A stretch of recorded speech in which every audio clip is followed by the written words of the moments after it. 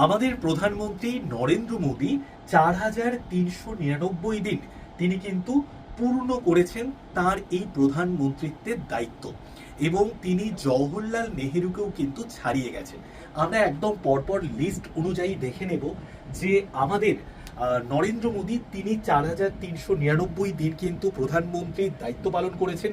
তারপরে আছেন জওহরলাল নেহেরু, যিনি হচ্ছেন আমাদের প্রথম প্রাইম মিনিস্টার।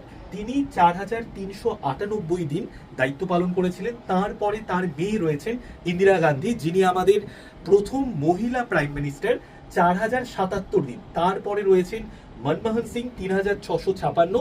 তারপরে রয়েছেন অটল বিহারী বাজপেয়ী, 2,256।